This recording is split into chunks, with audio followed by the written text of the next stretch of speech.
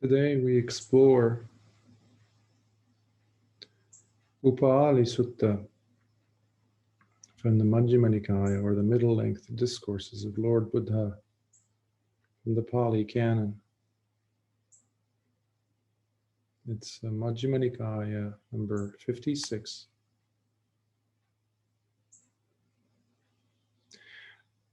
There is another Upāli in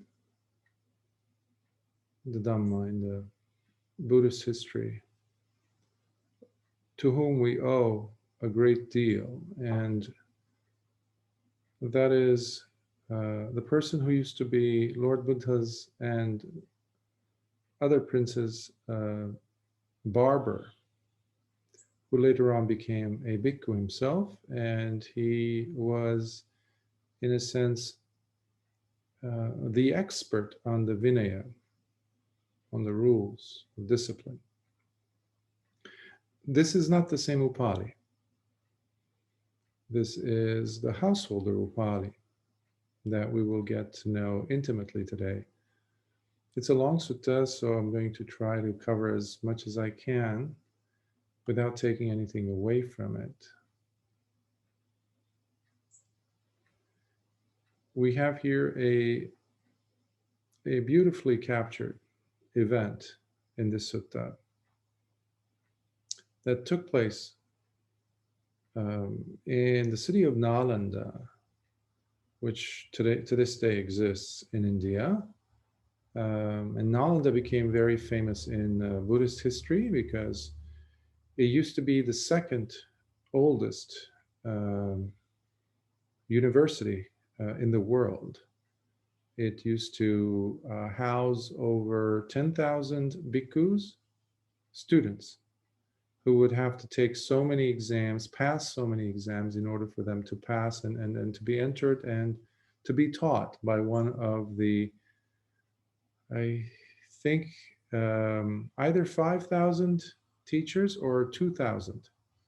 So for 10,000, you have a few thousand teachers in the city of Nalanda, in the University of Nalanda, in the city of Nalanda.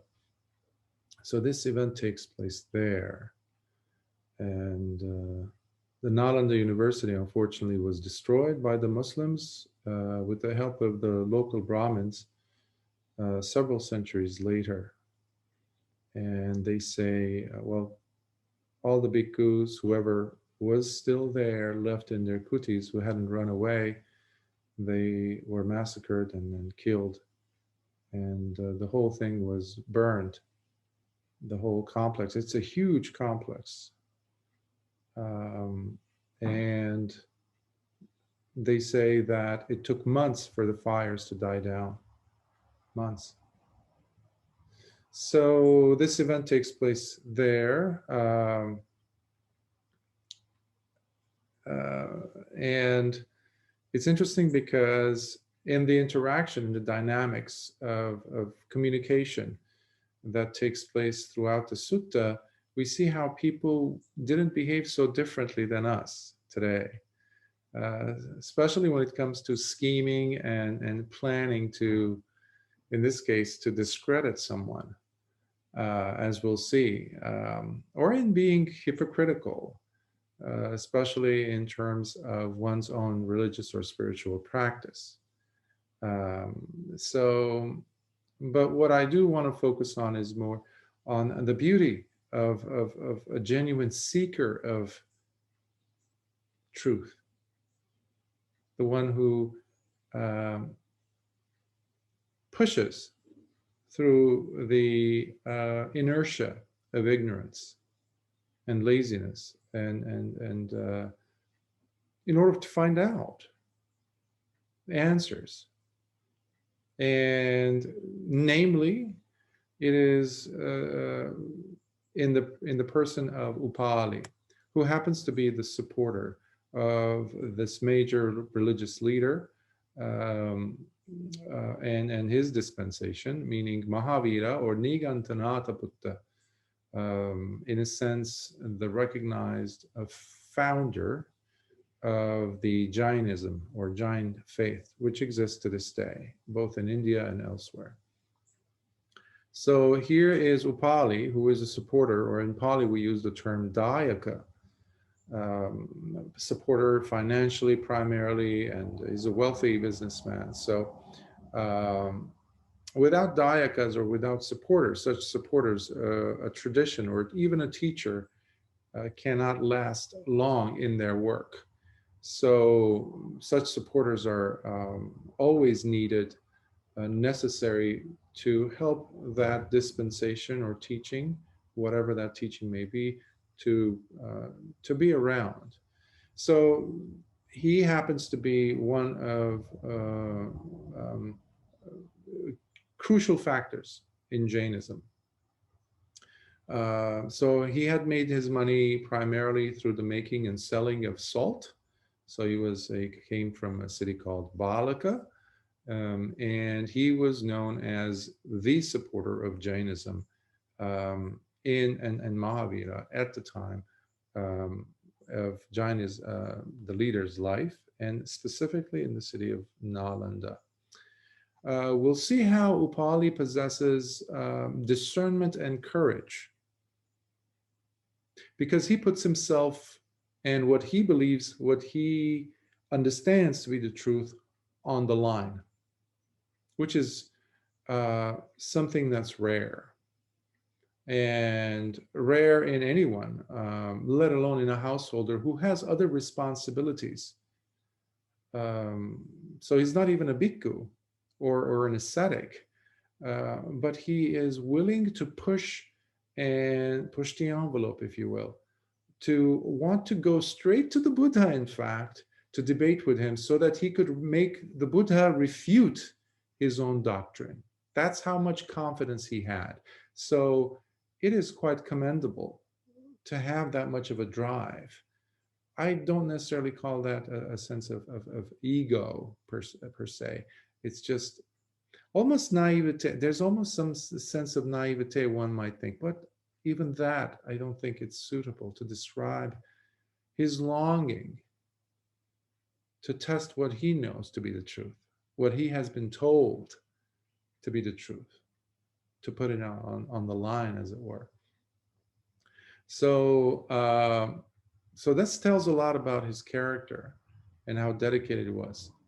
And but despite whatever he strongly believes to be true, we see how he leaves his heart open. He allows himself to still be absorbed. He wasn't closed off. He was willing to understand, and even if need be, to completely change or toss out whatever he had believed for years. So he was also very pragmatic, we'll see. So this is so compelling at the end. We'll see how he even comes up with this impromptu, on the spot series of 10 verses back to back, in order for him to show his appreciation to his teacher. And so I think Upali could have easily fit into our 21st century amongst us in that, because there is a strong relatedness in him that I find to be quite compelling. So let's begin. Upāli Sutta, Majjhima Nikāya 56. I have personally heard this.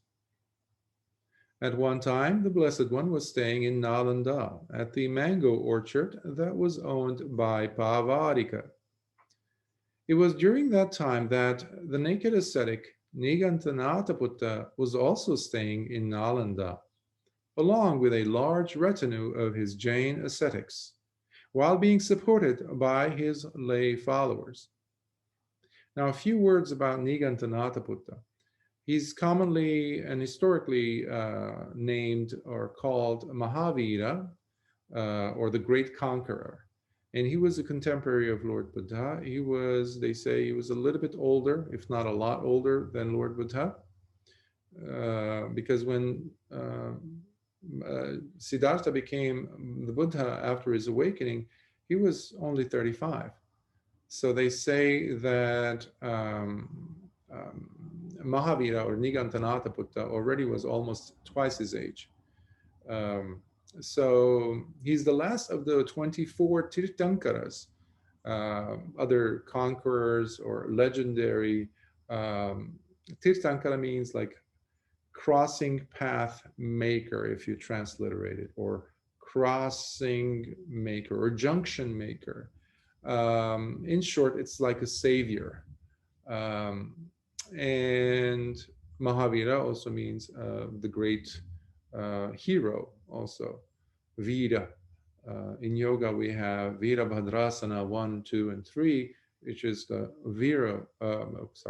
the warrior posture. So it comes from the same Vira. And it also has the elements of energy and perseverance in the Dhamma that we used, the term that even Lord Buddha used in his dispensation for virya or energy. So Mahavira's title was also an honorific title given by his followers. And meanwhile, his original name was Vardhamana. He also was born in the Kshatriya caste, which is the warrior royal class, the kingly class. But because he was not the firstborn, he was one of the younger sons of the king. He was destined never to be to inherit the kingdom. Um, but by the time he was 30, he got married and he had a daughter. He had a child, but then he decided to go and become an ascetic. So he became a sadhu, what we still find in India today. Uh, he Mahavira's method was to come in and to systematize and to organize the teaching of Jainism, or whatever was left over, what they say, from the 23rd Tirthankara. Um, so he organized it, formulated it in a way where you ended up having two traditions within Jainism. One was called the Digambaras and Digambaras, I'm sorry, not Digambara, Digambaras and the Shvatambaras. And one was called basically the sky clothed or sky clad uh, ascetics, meaning these were the naked male ascetics. They would have the sky as their covering, in a sense. That's why they're called sky clothed. And then you had the Shvetambaras, which were the white clothed followers. And he also had four categories within his Sangha, if you will, the male and female ascetics. And then you had also the lay male and female ascetics, where Upāli here we see is one of the male ascetics. Like we have in the Dhamma, we have upasikas and upasakas, male and female lay disciples.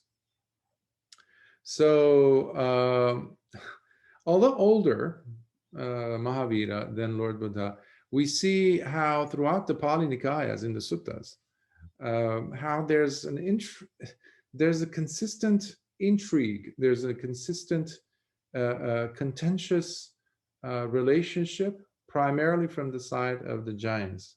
And one might say, well, the Buddhist texts are being biased, or the commentators, etc., which is a possibility. However, there's also quite a number of evidence instances throughout the life of the Lord Buddha, at the very least, where we see so many different actions being committed on behalf of the supporters, or even Nigantanatha Buddha himself, to repeatedly discredit Lord Buddha, to send some of his students over. Oh, go debate with recluse Gautama. Use this technique. If he says this, then you can come back with this argument, so that you can pull the rug from under Lord Buddha, as it were. So we see a lot of that happen from um, Nigantanatha Buddha because, and his followers, because of the significance of the attraction of Lord Buddha and the bhikkhus, and especially the Dhamma that Lord Buddha was offering. Because you had very intelligent people, especially in the case of the laity, who had been around the block a few times, as we say. And so they had some knowledge, some understanding, and they were a lot more critical. When they saw something that was valid, they were going to call it valid. So when they were seeing this in the Dhamma, in Lord Buddha's Dhamma, they were becoming attracted and pulled in and becoming supporters of Lord Buddha, letting go of Nigantanatha Buddha. So that was mainly, they say, the impetus behind Nigantanatha Buddha going after the Lord Buddha because of his popularity, basically. So let's continue. Then one of Niganta's naked ascetic students, by the name of Diga Tapassi, went wandering for alms in Nalanda, and on returning from his alms round, after the meal, went over to where the Blessed One was staying at the mango orchard. Once there, the naked ascetic Diga Tapassi, the Niganta follower, exchanged friendly greetings and stood to one side. That's also a sign of disrespect from what you recall from last sutta. Then the Blessed One said this to him, Tapassi, there are seats available.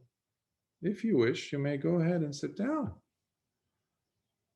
We only see, by the way, Diga Tapassi here in the Upāli Sutta. We don't see him anywhere else in the suttas, as far as I know. And he stands out because of his name, Diga. Diga means long. And in the case of a person, it usually means tall.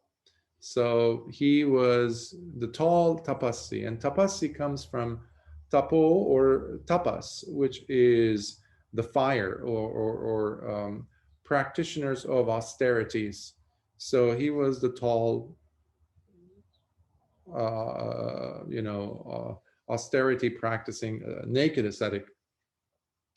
So we'll see him throughout this sutta, by the way, being, he has a unique character because he's very cautious, he's very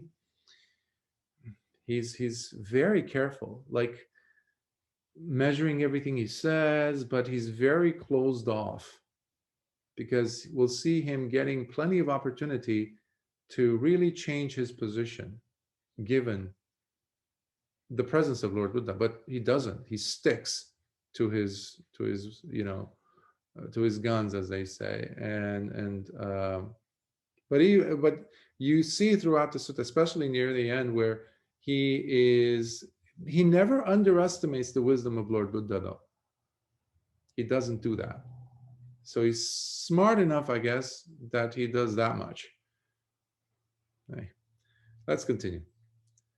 And Diga Tapassi took a low seat, and the Blessed One said this, Tapassi, how many types of actions, or kamma, does the naked ascetic Nigantanatha Buddha identify, meaning his teacher, Tapassi's teacher, that are evil and unwholesome in nature, that bring about the execution of evil and unwholesome actions? And the Niganta follower, Diga Tapassi, the naked ascetic, replied, Friend Gautama, and that's another form of an insult, by the way. You're never supposed to say friend to Lord Buddha. So in Pali, the word is avuso, friend. It's almost like buddy. Usually it's supposed to be either Bhagava or Bhante at the very least. Friend Gautama, in teaching us, Nigantanatha Buddha does not usually use terms like actions. Instead, he speaks of and describes such matters in terms of offenses. Offenses. The word used in Jainism for, in this case, offenses is danda. Danda is like a cane, a rod, a stick. I remember when I was a child in school, different era, I had teachers who would walk around with a stick. Some of them were very, very rigid. Some of them were very flexible, but even more powerful. So they would bend every time they would hit us in the palm of a hand or the legs. So it's like a punishment. So some translators, in fact, for this sutta have used the word punishment instead of um, what I use as offense, because I think offense captures more the multifaceted meaning of this vis-a-vis what we use in the Dhamma as actions, which Lord Buddha was referring to. So just to clarify with Jainism and the relationship between danda or offense, um, a person's measure, what type of a person that is very much reflected in their kamma, in their they believe in karma, but it's like layers. They call it knots, basically. In English we call it knots. So it's like one after another. So the person is involved in doing tapas or austerities in different ways, uh, including donations and things. But they do that with the attempt to untie those knots, meaning by doing more austerities, the person will remove the karmic layers, if you will, the strata. And that is the objective, where the person gets to have such actions throughout their life where they believe that one day, they could completely eliminate karma. Now, as far as the Dhamma is concerned, that's absolutely ludicrous, because given the lifespans and the incalculable eons of lifetimes that we've lived and the amount of karma we have amassed, that's just impossible. And just in one single lifetime, just the karma of one single lifetime is impossible to deal with, to let alone to remove the negative ones. So that's another already a big issue.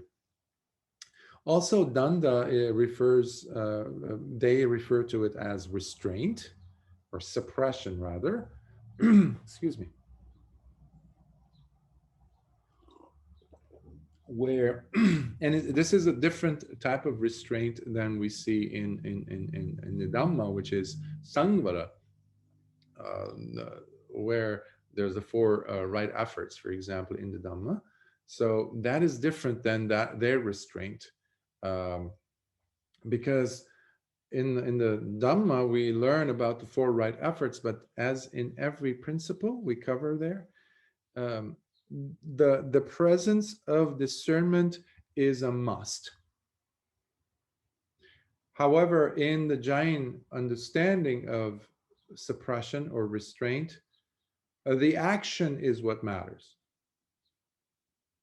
which basically takes us to the crux of this sutta, that will discover the differences between mental action, verbal action, and physical action. So, anyhow, going back to the sutta. In that case, Tapasi, how many types of offenses does Nigantanataputta identify that are evil and unwholesome in nature, that bring about the execution of evil and unwholesome actions? Friend Gautama, Nigantanataputta has declared 3 offenses in reference to committing evil and unwholesome actions that bring about the execution of evil and unwholesome actions. These are bodily offense, verbal offense, and mental offense. Excuse me. And how, Tapasi, are these offenses different from each other? Are they one and the same, or are they to be distinguished from each other? The basic teaching of Jainism is that, as I mentioned, human beings can conquer the limitations of physical existence, and to attain this state of called amrita, Amrita, or immortality in a sense, to become a Jina themselves. Jina, as in a conqueror, like Mahavir himself.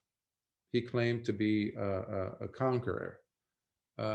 So the goal of the Jain follower is to reduce and eventually cut the bond that they have in their towards their kamma, so that their soul, or what they call as jiva, can be freed, and that's how they become a liberated one, or a conqueror, or a hero even.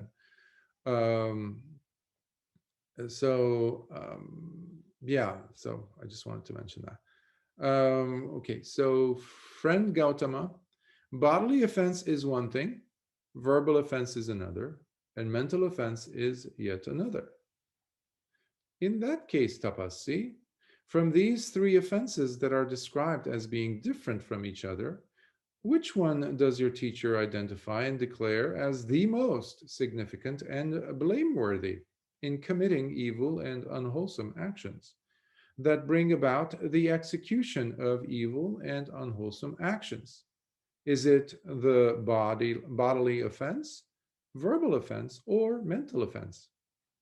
Friend Gautama, of these three offenses that are described as being different from each other, it is the bodily offense that my teacher identifies and declares as the most significant and blameworthy in committing evil and unwholesome actions that bring about the execution of evil and unwholesome actions, and not so much the verbal offense or mental offense. Aha, now it's getting interesting. Tapassi, are you saying the bodily offense is the most significant and blameworthy? Yes, friend Gautama. I say it is the bodily offense that is the most significant and blameworthy. Tapassi, are you saying the bodily offense is the most significant and blameworthy? Yes, friend Gautama. I say it is the bodily offense that is the most significant and blameworthy. Tapassi, you guessed it, he's asking it the third time because this was the formula to establish, to concretize a person's, even oneself, position in an argument, in a debate. Because then the person could never come back and say, well, that's not what I meant. Or you're putting words in my mouth. That's why it's being concretized, and also for us, for posterity, 26 centuries later, so we can see the exchange and what was Diga Tapassi's position. So, third time, Tapassi, are you saying the bodily offense is the most significant and blameworthy? Yes, friend Gautama. I say it is the bodily offense that is the most significant and blameworthy. In this manner, the Blessed One made certain that the naked ascetic Diga Tapassi maintained his position by stating it repeatedly 3 times. And when this was said, Diga Tapassi, the naked ascetic, asked the Blessed One, and friend Gautama, how many types of offenses do you identify that are evil and unwholesome in nature, that bring about the execution of evil and unwholesome actions? Friend Tapassi, it is not the practice of the Tathagatas to use the term offense. It is our practice to use the term action instead. In that, which is kamma. In that case, friend Gautama, how many types of actions do you identify that are evil and unwholesome in nature, that bring about the execution of evil and unwholesome actions? Tapassi, I declare 3 types of actions that are responsible in reference to committing evil and unwholesome actions, that bring about the execution of evil and unwholesome actions. These are bodily actions, verbal actions, and mental actions. And how, friend Gautama, are these actions different from each other? Are they one and the same, or are they to be distinguished from each other? Tapassi, bodily action is one thing, verbal action is another, and yet, and excuse me, and mental action is yet another. In that case, friend Gautama, from these three actions that are described as being different from each other, which one do you identify and declare as the most significant and blameworthy in committing evil and unwholesome actions that bring about the execution of evil and unwholesome actions? Is it the bodily action, verbal action, or mental action?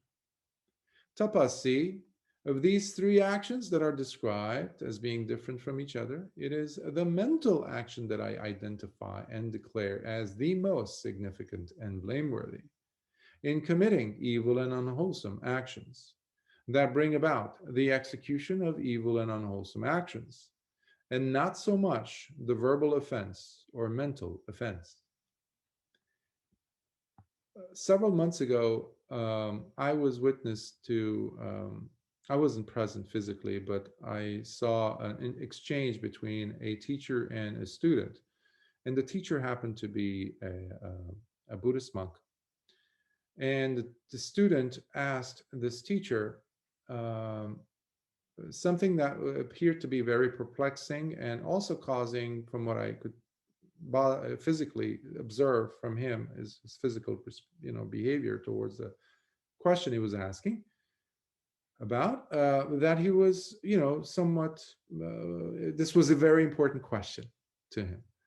And the question related with action committed by body versus mind. How important are the precepts to be kept? And to my surprise, the teacher basically concluded, and in a very clear way, that it is not the mental action that is important, it is the physical action. So long as the student had not committed the physical action, he's fine, basically. I was stunned because this was a Theravada Bhikkhu, and he should have known better. So, so this is one of the um, reasons why I wanted to include Upāli Sutta, which I consider to be, so beautiful in this series. I wanted to include it here so that that type of a misrepresentation of the Dhamma doesn't occur and anymore, or at least we're doing something about that. And you have a resource here to validate uh, this, because these are the words of Lord Buddha. So just a footnote there. Friend Gautama, are you saying the mental action is the most significant and blameworthy? Yes, Tapasi, I say it is the mental action that is the most significant and blameworthy. And here we go again with the three times. Friend Gautama, are you saying the mental action is the most? So he continues, and the Lord Buddha repeats it. Yes, Tapasi, I say it is the mental action. Friend Gautama, are you saying the third time? And yes, Tapasi, I say it is the mental action that is the most significant and blameworthy. In this manner, the Niganta follower, the naked ascetic Diga Tapasi, made certain that the Blessed One maintained his position by stating it repeatedly 3 times. And once this exchange was over, Diga Tapasi got up from his seat and went back to his teacher, Niganta Nataputta. What an opportunity wasted. What an opportunity wasted. Well, it appears that Diga Tapasi was truly a very devoted Jain follower, seeing that he did not convert, even after having this meeting, this special meeting with Lord Buddha, before, as we're going to see, Upāli did.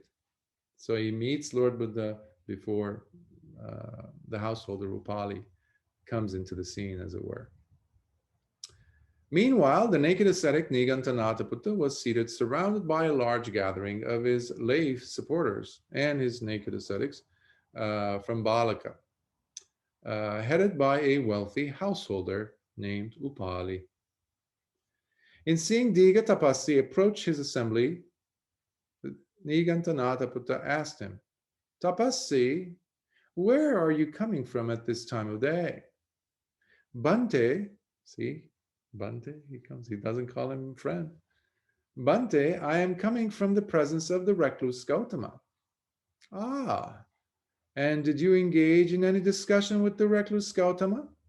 Yes, Bhante, I did engage in a discussion with the recluse Gautama.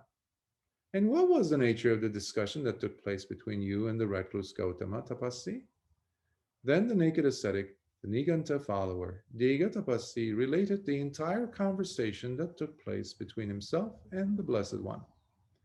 And when this was related, Niganta Nataputta said to the naked ascetic, Diga Tapassi, very good, Tapassi. You are, after all, a very good student of mine, well versed in the teachings I proclaim, thoroughly understanding your teacher's dispensation and doing so correctly.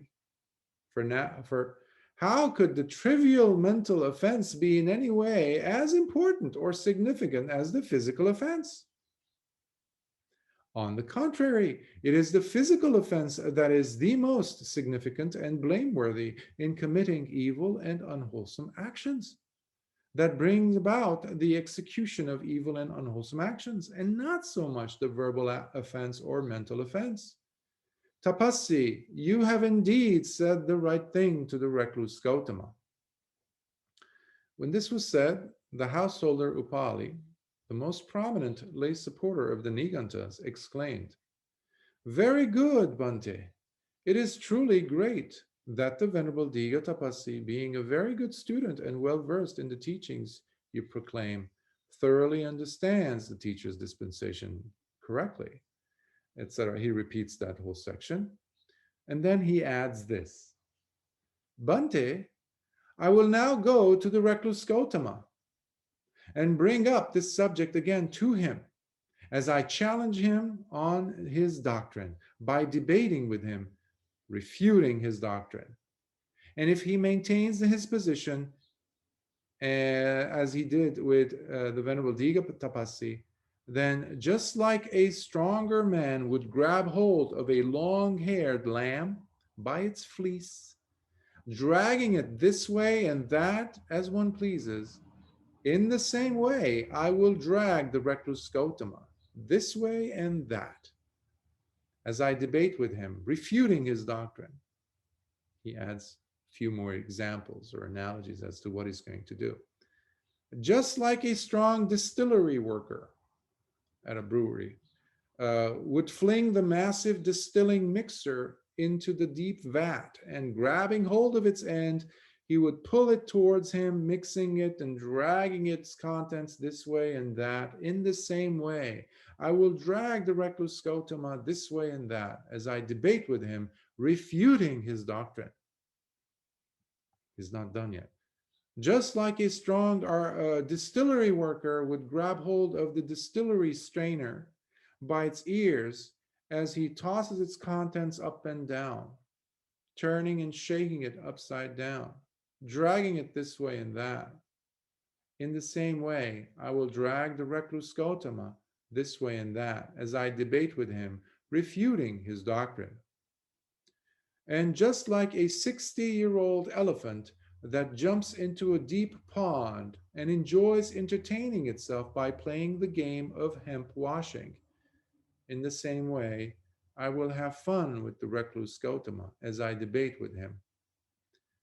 Elephants grab hold of some reeds and some leaves or hemp, and they would, it's almost like a brush. They dip it in the water and then they splash themselves and scrape, and they just love and enjoy doing that. So he's going to be doing that apparently with Lord Buddha. He's thinking. And then he continues, now I'm off, Bhante, as I go and debate with the recluse Gautama. Very good, householder. Go and debate with the recluse Gautama, refuting his doctrine. Because either I should go, or my good student Diga Tapassi, or you yourself should go and do this. And I don't recall coming across, maybe there have been, but I don't recall ever coming across Mahavira actually sitting and debating with Lord Buddha. He would always be sending somebody else. He never actually went himself. Unless I'm completely mistaken. If there are, they're very scarce, such incidents, I mean. Uh, so, in addition to Upali, there's been other two supporters of Nigantanatha Putta that we see throughout the Nikayas. One was the Vappa the Sakyan from Kapilavatu, the Buddha's own hometown, and also yeah, General Singha, who was also a big supporter of Mahavira, and he came, I believe, from the city of Vesali, both of whom actually changed camps in a sense because they realized what they were dealing with.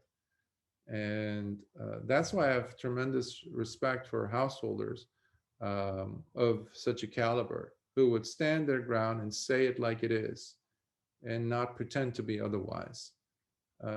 We see so many examples of this, but specifically these three: that Upali, General Siha, and Vappa the Sakyan. So, so we'll see how the sutta is unfolding. At that point, the naked ascetic Digatapasi interjected by exclaiming, "Bhante, I don't think that sending the householder Upali to go and debate with the recluse Gotama is a good idea. For the recluse Gotama is a magician. He is intelligent and crafty. He knows how to entice and convert the disciples of other teachers and sects." So he was talking from experience, apparently. "It is impossible, Tapasi," Nigantanatha Putta retorted hastily, and as he continued, "It's just not possible, Tapasi, that my devout disciple, the householder Upali, should ever become the disciple of the recluse Gotama. But it is possible that the recluse Gotama would himself become the disciple of the householder Upali, my own disciple. Anyhow, either I should go, or you, Digatapasi, or my good lay disciple Upali should go and debate with the recluse Gotama to refute his doctrine." A second time, the naked ascetic Digatapasi repeated his concern. "Bhante, I don't think that sending the householder Upali to go and debate with the recluse Gotama is a good idea." And he repeats it, and again, obviously, he gets shut down by Nigantanatha Putta a second time, and then Digatapasi repeats his plea again. "Bhante, please, let's not do this. Let's not send Upali." Basically saying, we, not you, just we, the community, might very well be losing Upali here. Don't send him because recluse Gotama is a magician. He has a converting some magical potion or something. And a third time, the naked ascetic repeated his Nigantanatha Putta said, "No, I'm sending him. It's impossible. It's not it's just not possible, Tapasi, that my devout disciple, the householder Upali, should ever become the disciple of the recluse Gotama. But it is possible that the recluse Gotama would himself become the disciple of the householder Upali, my own disciple."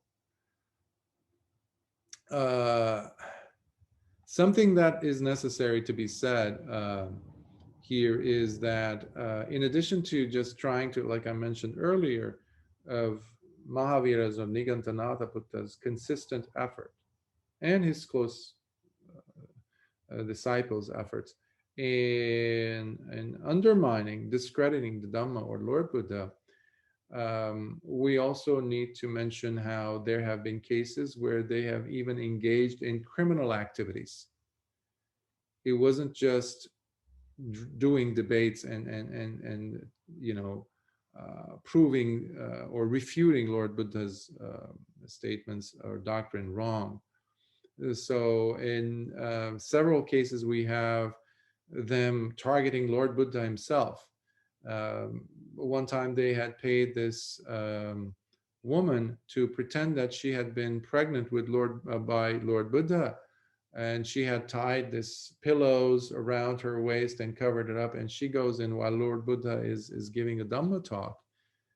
And so she scolds him and pretends she's acting, and everybody's shocked, obviously, to say the least. And Lord Buddha doesn't lose his composure at all. He's just compassionately radiating love to her, and just is sitting there maintaining his position without even saying a word. And this woman just goes off like this. And then on the way out, something happens, and either the strings of their pillows wrapped around her waist, the belt that she was holding all that thing in to look like a pregnant woman, it comes apart, and the pillows and everything fall, and she's obviously beyond embarrassed, and people they grab hold of her, this and that, and the bhikkhus just, you know, intervene, and they just get her out of the monastery grounds. And another time there was, I don't believe it, I don't know if this was the same woman or not, another accusation was made, and a woman was paid. These people were being paid by the supporters, um, and these are in the suttas and also in the commentaries, by the way, to go into the monastery. And when the plot didn't work, they ended up killing her on the monastery grounds, and they buried her there. And this is the Anathapindika monastery. So they buried her there without anyone seeing, and they went straight to the king. And they said, our friend, our devout Jain friend, has not been seen for a while. And the last reports that we have, she was seen leaving not Lord Buddha, Recluse Gautama's kuti, which is impossible, as you know, we know. So they convinced the king's guards to accompany them to the monastery, and they pretend that they're looking around, asking. Meanwhile, they're slowly guiding the guards, the king's men, to the place where they themselves buried the lady, the woman, and they uncover the body, and that creates such a huge commotion for 7 days, and the people really now have doubts about the bhikkhus and the sangha of Lord Buddha for 7 days. And Lord Buddha says, give it 7 days. Don't engage with anyone. Just keep your head down and just go on your pindapada. And 7 days later, it is uncovered as to who the real culprits are, and they get their due punishment by the king because they're exposed, and they point the finger back to Nigantanataputta, and they were his followers. So there's these incidents, and one really nasty one, I would say, an act, an event that took place and did get accomplished, was when they plotted to kill one of the chief disciples. And this happened 6 months prior to Lord Buddha's own death. And the chief disciple here is Venerable Mahamoggallana, who was second only to the Buddha in his psychic abilities. And if you recall what I was saying earlier about the popularity of the Dhamma and Lord Buddha, the Nigantas had thought that, oh, Lord Buddha, or Recluse Gautama, is popular because of Mahamoggallana, because he's powerful, he's so powerful. So obviously our supporters are gravitating towards him because of him. So if you guys go ahead and eliminate him, then Recluse Gautama won't have a leg to stand on. So they paid huge amounts of money to a large group of thugs and mercenaries, the type of people, who went to the Venerable One's kuti. And I won't get into the details, but he escaped several times, and because he had such powers. But then one day he's just like, wait a minute, it's happening several days, and they see him go into his kuti, they rush in, they open the kuti door, they go in, there's no one there. And this happens again and again and again. So, and finally he just gets tired. Venerable Mahamoggallana is like, why are they doing this? And then he looks back into his past lives and realizes that This is his kamma, because long time ago he had killed his own parents who were blind, simply to appease his wife, who and his family actually, because they were becoming a burden for him basically. And he had been told to get rid of his family, and he takes them into the forest, and they trust him, his parents, both blind, and he kills them. This is happening eons earlier, but Venerable Mahamoggalana sees this and he says, "Ah, I see." And then he no longer escapes the attack, and he stays in the kuti as they come in, and they cut him into pieces. So so that's also attributed to the Nigantas. Yeah, so things to bear in mind, intrigue, all that goes on behind the scenes. So back to the sutta. Then the householder Upāli, the follower of Niganta Nataputta, said, "Bhante," seeing that he confirmed it 3 times, "Go. If you don't go, you don't go, I don't go, he's going to go." So Upāli says, "Bhante, in that case, I will go now." As he got up from his seat, paid homage to his teacher, and after circumambulating him, he left for the Pavarika mango orchard. In approaching the Blessed One, the householder Upāli, the disciple of the Niganta Nataputta, paid his respects and then sat to one side and said, "Bhante," he's a lot more respectful, we see, "did the Niganta follower, the naked ascetic, Diga Tapasi, come here earlier today?" I love that. He's first trying to confirm. He's not taking anything for granted. That tells us something about his character, his thinking. He's not taking anything based on hearsay. He wants to confirm for himself straight from the Buddha's own mouth. "Householder, the Niganta follower, the naked ascetic, Diga Tapasi, came here earlier today." "Bhante, did any conversation take place between with the Niganta follower, the naked ascetic Diga Tapasi?" "A conversation did take place with the Niganta follower, the naked ascetic Diga Tapasi, householder." "Bhante, and what, may I ask, was the topic of the conversation with Diga Tapasi?" And the Blessed One related the entire discussion that took place between him and the Niganta follower, the naked ascetic Diga Tapasi. And then Upāli says, "Very good. The Venerable Tapasi explained it accurately. After all, he is a very good student, well versed in the doctrine of our teacher, thoroughly understanding his teacher's dispensation correctly. For how could the trivial mental offense be in any way as important or significant as the physical offense? On the contrary, it is the physical offense that is the most significant and blameworthy in committing evil and unwholesome actions, that brings about the execution of evil and unwholesome actions, and not so much the verbal offense or mental offense.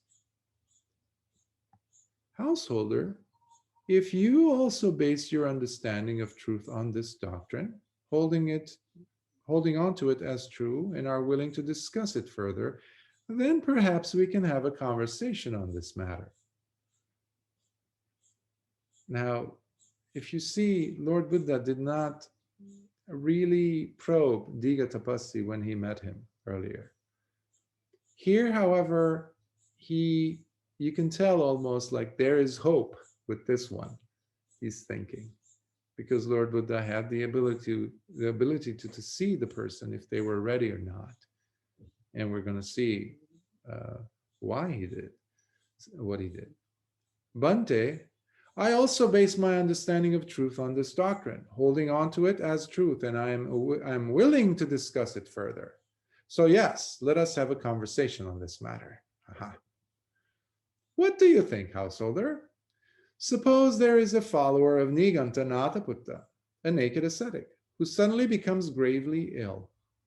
However, although being afflicted with a serious disease, suffering, and being in pain, burning with fever, he continues to reject any cold water, which is not allowed according to your teacher's doctrine. while insisting on taking only hot water, which is allowed according to your teacher's doctrine. Now, because of him adhering to his teacher's instruction of not taking any cold water, he dies. This, by the way, refers to the Jain restraint or suppression from drinking cold water, because they believe that there are living beings in the cold water. The problem, however, is that hot water is allowed. And the way to make cold water hot, you have to boil it, which, by the way, kills all living beings. So there you go. Interesting logic there. Now that he is dead, householder, where does your teacher say this man would be reborn? Bhante, there are divine beings, devas, that are called mentally tied. He will be reborn amongst them. And why is that? It is because he died while being tied by the mind. Householder, think carefully before you reply. What you said earlier does not agree with what you're saying now. Householder, you clearly stated earlier the words, I also base my understanding of truth on this doctrine, holding on to its truth as truth, and am willing to discuss it further. So yes, let us have a conversation on this matter. Bhante, despite what the Blessed One says, nevertheless, I firmly believe that it is the physical offense that is the most significant and blameworthy in committing evil and unwholesome actions, and not so much the verbal offense or mental offense, or verbal action or mental action. In Jainism, we have this principle of non-harm or harmlessness, which became popular in the 60s and 70s in the West, and to this day in different ways, and different incarnations, I would say. And the term I'm looking at is basically is ahimsa, which is it's a moral absolute. It is a measuring stick, if you will. It is the yardstick by which all actions, or in this case offenses, are to be measured against. And this is the thing which will detach the soul or jiva from the karma, they believe. And it will be released from cycles of rebirth. So, Lord Buddha continues, in that case, householder, suppose there is a follower of Nigantanataputta, a naked ascetic, who restrains himself while using the 4 kinds of suppression, being restrained in regard to all evil behavior, devoted fully to restraining himself against all evil. But in doing so, as he moves about, walking here and there, he inflicts death and destruction to many small living beings. Now, householder, what does your teacher, the Nigantanataputta, declare to be the result of such behavior? So he's being cornered now, Upāli, more and more. And by the way, the 4 restraints are Sabbha Vari Varito, which is holding back or oneself, or not obstructing. And this refers to, let's say, not crossing a body of water or swimming if there's a chance that one might harm or kill beings, fish or otherwise. Sabbhavari Yuto, which is the devotion or taking care of water, keeping it clean, etc. And the other one is Sabbhavari Dhuto, which is where we get the term Duta or Dutanga. We also have Dutangas, by the way, austerities in our tradition. And it is basically to shake off attachments, typically worldly things, and whether one is using towels or dealing with heat or anything. So they don't use towels, for example, the naked ascetics. They allow the heat to on its own to dry the body after they take a shower, for example. And the fourth one is the pervading or the spreading, it's called, and that is the sabbhavati bhuto. And it's this refers more to internal living organisms like worms and things. In those days, worms were the clearly identifiable parts of living organisms within us, within this physical body. So they didn't know much about cells, I guess, but um, these spread around the body like water, they say. So one has to be very careful even with the living beings inside of oneself in the body. In fact, there is a practice called Salekhana, and that is the ritual suicide. Well, it is not almost, but it is a ritual suicide through the means of starvation. And we have a recent example was Gandhi, and he practiced that Jain practice, slowly withering away and almost getting to the verge of dying. And Mahavira's own parents, in fact, practiced that, and they died. And this has to be done with the approval of the teacher, and usually teachers approve, apparently, in Jainism. So, and again, this is one of the best ways they know that can clear up those knots, karmic knots, to release the jiva, the spirit or the soul, from the karma and become a vanquisher or a conqueror. So back to the sutta.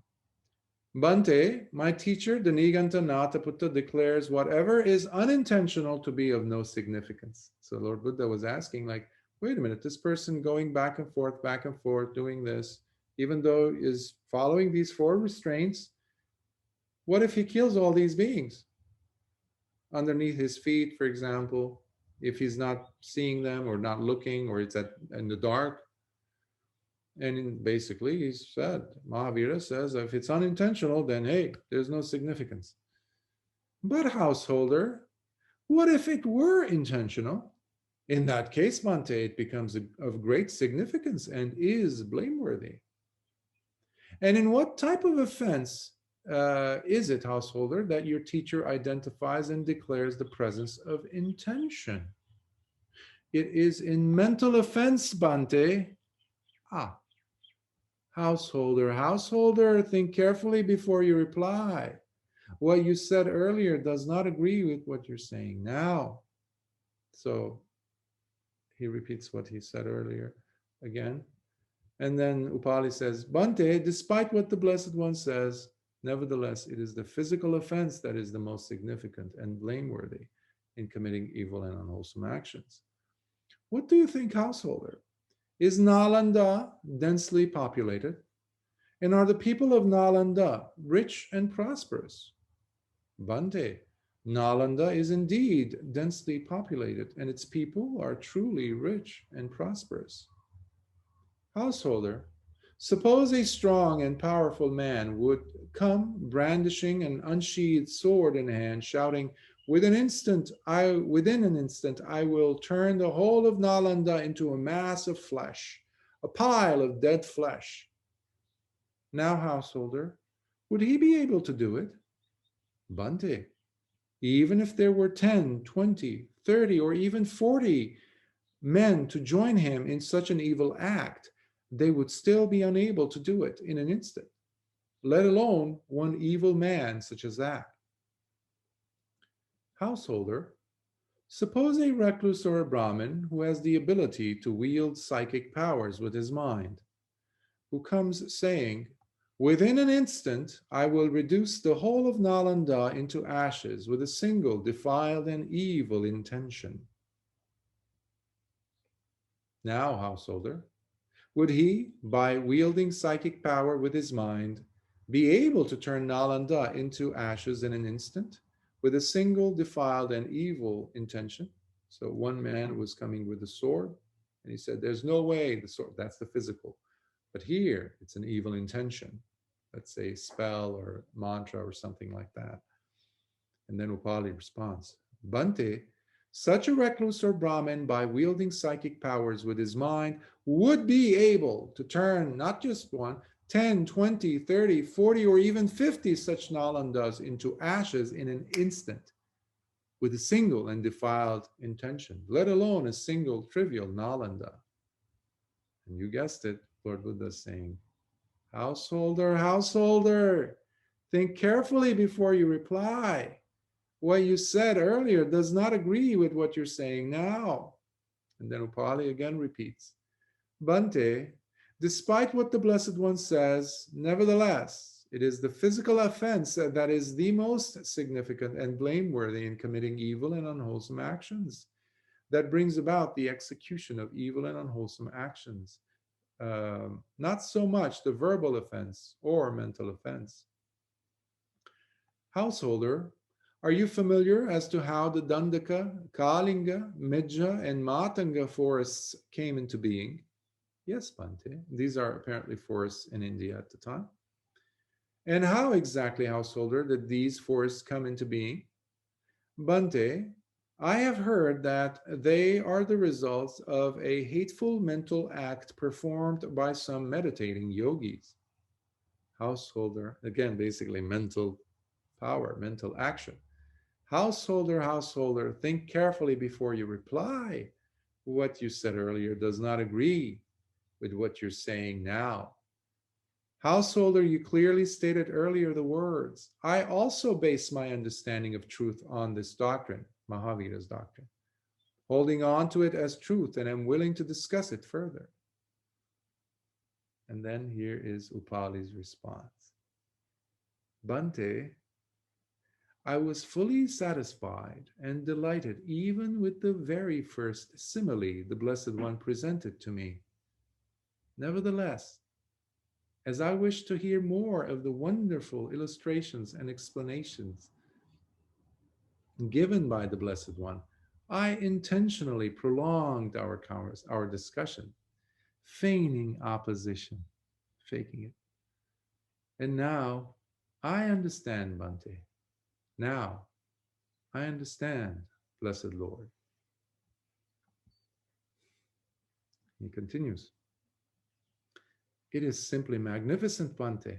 It is excellent, Lord. The Blessed One has made the Dhamma clear to me in many ways. I feel as though the Tathagata turned upright what had been turned upside down, revealing what was hidden, showing the correct path to someone who was lost. As though one were to bring a lamp into the darkness for all those with eyesight to see. Bhante, I go for refuge to the Blessed One, to the Dhamma, and to the Sangha of Bhikkhus. May the Blessed One accept and remember me as one of his lay followers who has gone to him for refuge for life. This is a clear declaration that Mahavira Nigantanatha Putta is left behind him. And look at the incredible kindness and generosity and sense of fairness, in a sense, even if you will, of Lord Buddha. Householder, think carefully before you act, for it is important for such a distinguished person like yourself to consider your role within the community thoroughly first, prior to making such a declaration. Bhante, now I am even more impressed, touched, and fully certain in my heart, so utterly delighted to hear these words of the Blessed One. Householder, think carefully before you act, for it is important for such a distinguished person like yourself to consider your role within the community thoroughly first, prior to making such a declaration.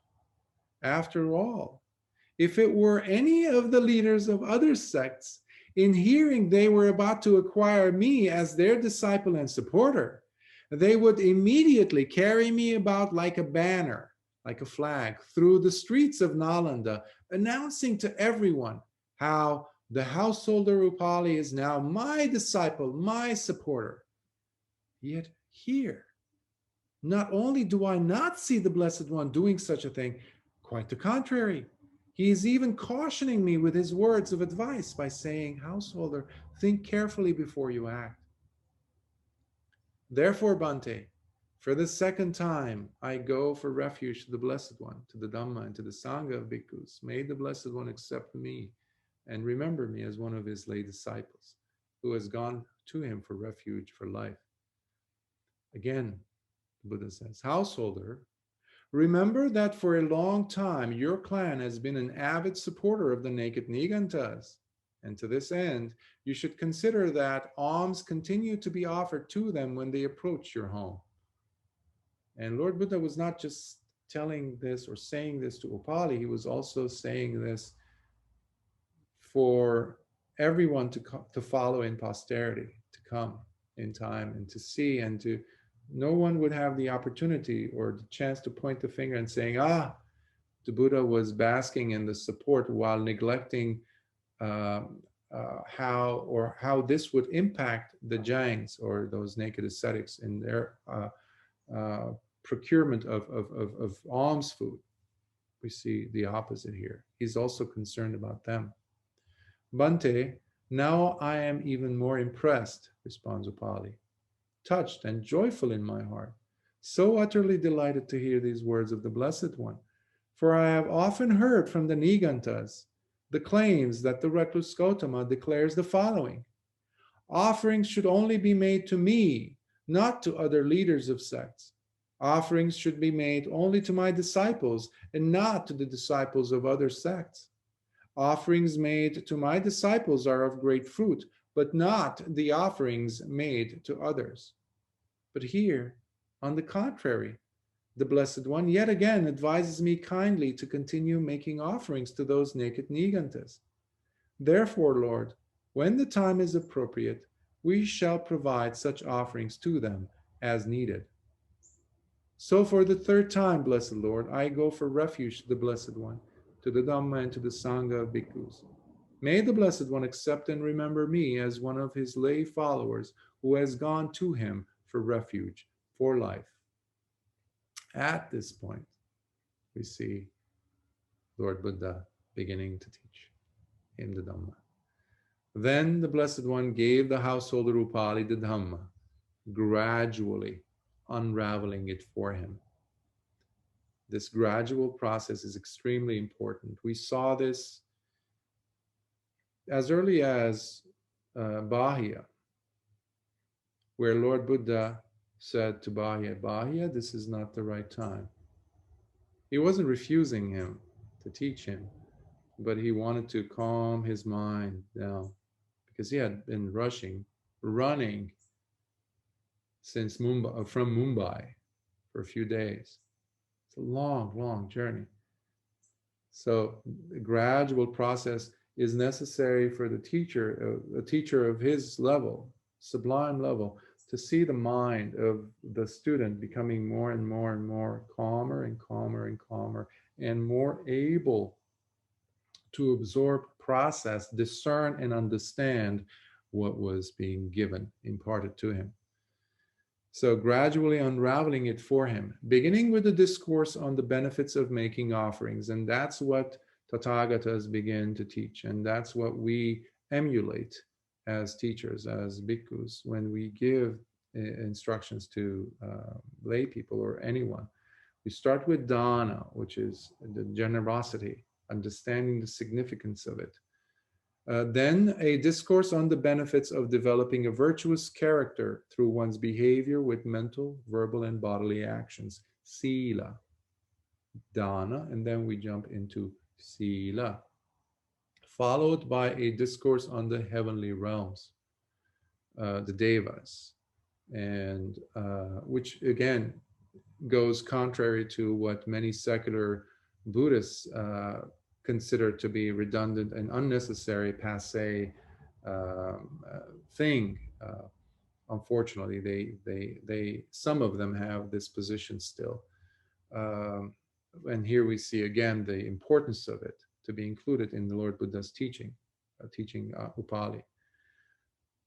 The Blessed One then explained the dangers in pursuing sensual desires, the depraved consequences of living such a vain life, the vileness of defiling pursuits in life, and the wonderful benefits of giving all that up.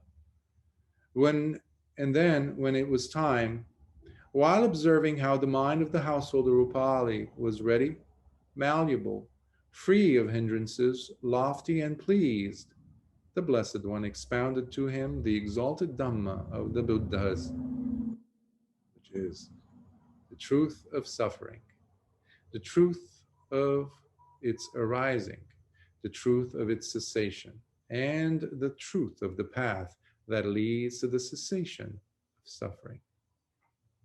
Then, suddenly, just like a pure, clean cloth, with all its impurities removed, would take on dye evenly.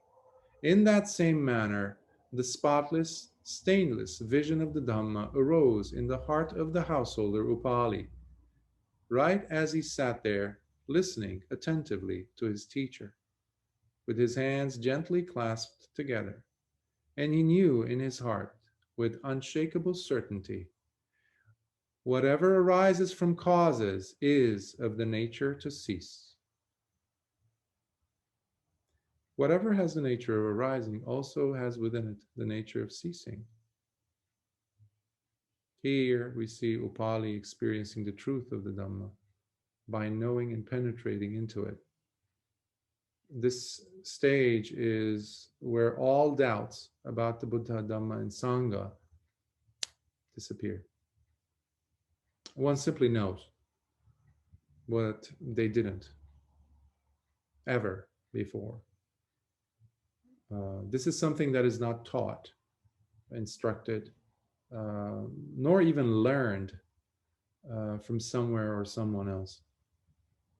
This level of confidence, of self-confidence, is unparalleled for the person who experiences this, because up to that point in the entire journeys that one has gone through in samsara, this is unprecedented. This is the stage where the three fetters, the Sangyojanas, come apart. They fall off. And the person attains, for the first time, the state of nobility, which is unrivaled by any rulers, any so-called nobles that we have in the world today, or even in celestial realms, because it is truly enviable by them, because the person can no longer break any precepts, for starters. And the person will no longer go around looking for the next best, the next hot teaching out there, the next famous teacher out there.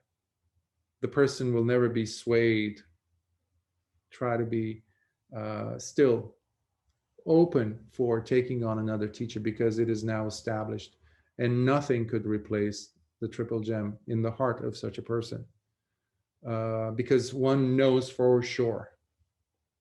There's no gullibility anymore. There's no way that anybody could convince them. Now, so the person is beginning the process of knowing what is Dhamma from what is Adhamma. They will know, but it still has many, many layers to it of clarity that develops. So here we see but householder Upali attaining the first stage of awakening, which is Sotapanna, the stream enterer, or entering the stream.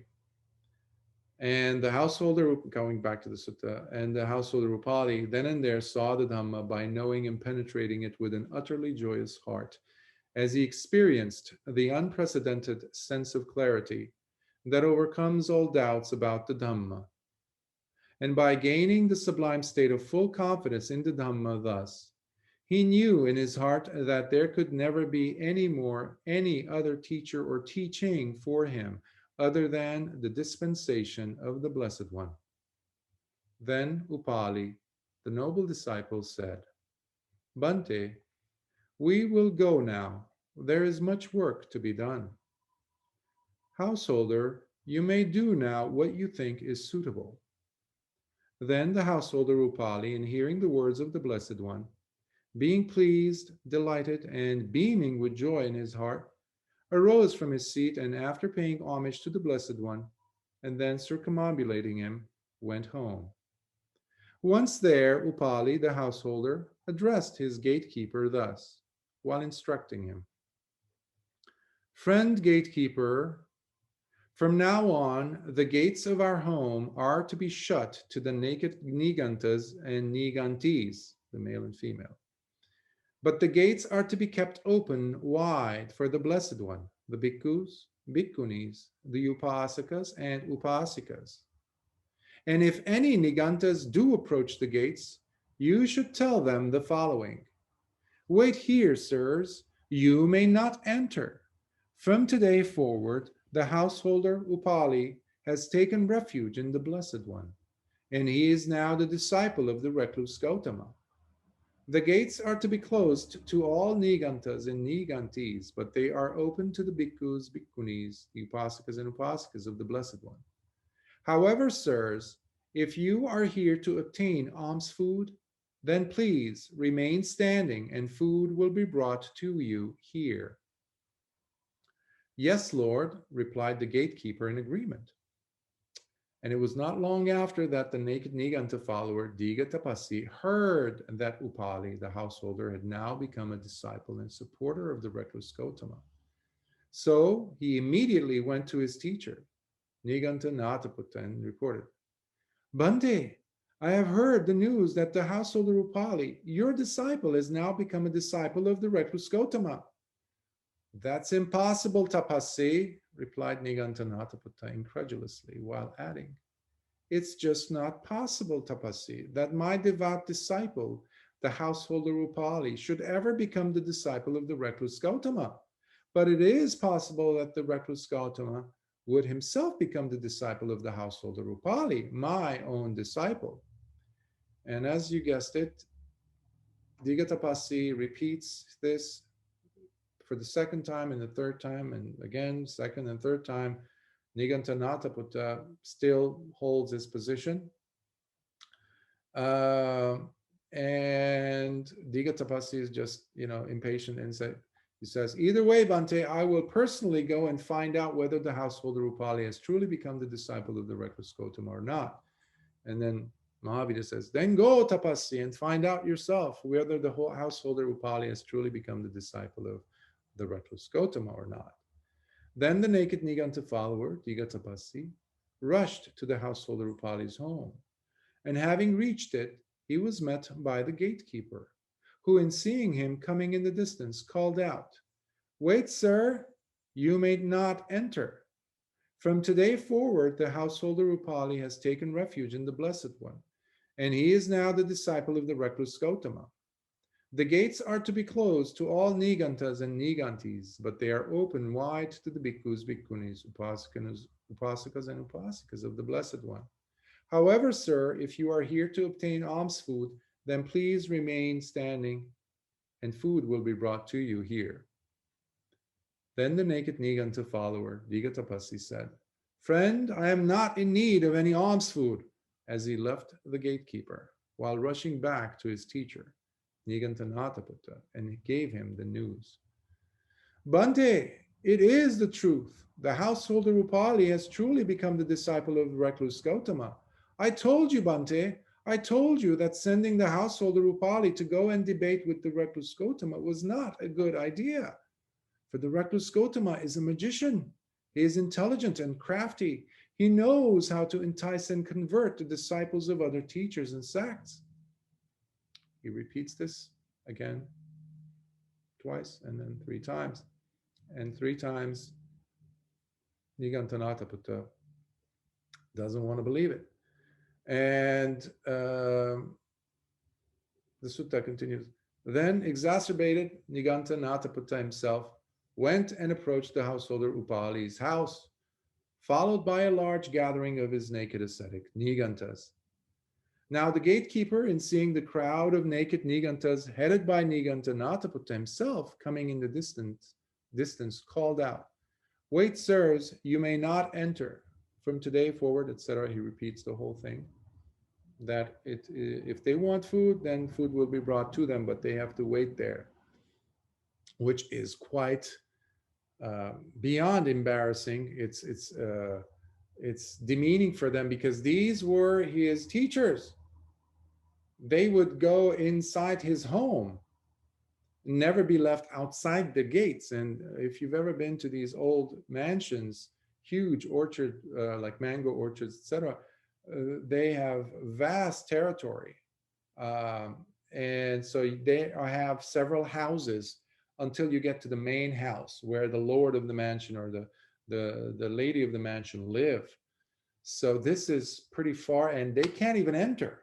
They're stuck outside. And then Niganta says, "Friend gatekeeper, we would like to speak with your lord, the householder Upāli. Go and tell him that Niganta Nataputta has come with a large gathering of Nigantas and is standing outside. He likes to meet with the householder Upāli." And the gatekeeper went and approached the householder Upāli and informed him, "Sir, Niganta Nataputta has come with a large gathering of ascetics, and is standing outside. He likes to meet with you. Then, friend gatekeeper, first go and have seats be prepared in the reception hall within the middle house." The middle house, not the main house. So it's almost like the guest house or something, far removed from the main residence. "Yes, sir," replied the gatekeeper. And after having made the necessary arrangements in the reception hall within the middle house, he returned to the householder Upāli and said, "Sir, the seats are all ready and waiting for you in the reception hall within the middle house. You may do now as you think is fit, sir." Then the householder Upāli, by first going to the reception hall within the middle house, sat on the most opulent, respectable, highest, best, and most excellent seat there was, as he instructed the gatekeeper. "Friend gatekeeper, it is now time. You may now go and tell Niganta Nataputta and his naked followers, Bhante, the householder Upāli informs you all that you may now enter by following me to the reception hall within the middle house." "Yes, sir," replied the gatekeeper as he went and informed Niganta Nataputta and his naked followers. And he informs them. Then the Niganta Nataputta, along with his naked ascetics, went to the reception hall within the middle house. Customarily in the past, whenever the householder Upāli saw his teacher Niganta Nataputta in the distance, approaching his house gates, he would rush out to go and meet him, while also preparing the most opulent, respectable, highest, best, and most excellent seat in his home, by dusting it off with his upper robe. And once he had done so, he would then invite him to sit on the specially ready-made seat. However, now it was the householder Upāli himself who was seated on the most opulent, respectable, highest, best, and the most excellent seat. He was a noble disciple. That was very appropriate in the presence of who was coming. We don't call noble disciples noble for nothing.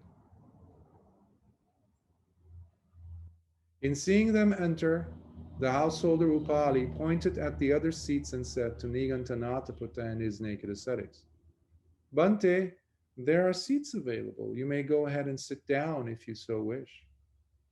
Witnessing this, Niganta Nataputta exclaimed, "Have you gone mad, householder? Or are you now a dull-witted idiot? You told us that you were going to debate with the reckless Gautama and refute his doctrine. But I see you are now back, having trapped yourself in the netting of a wrong doctrine. Householder, much like a man who has gone to castrate someone else, instead only ended up coming back having himself been castrated on both sides." Wow. Just like a man who was sent to pull someone's eyes out instead only returns with both his eyes having been pulled out. So I see you, householder, who said to us that you were going to debate with the recluse Gotama and refute his doctrine, but only came back having trapped yourself in the netting of a wrong doctrine. It's quite interesting that despite how Jainism, there is the belief that all human beings, animals, plants, and things, visible and invisible to the eye, are equal and should not be harmed, hence their principle of ahimsa, sticking to that harmlessness thing. Ironically, here we see their own leader, the 24th Tirthankara, who they claim to be the last one that they have, using references as castrations and gouging someone's eyes out. Um, this was coming from the head of the tradition. So it's quite ironic, I find, if not sad at the same time.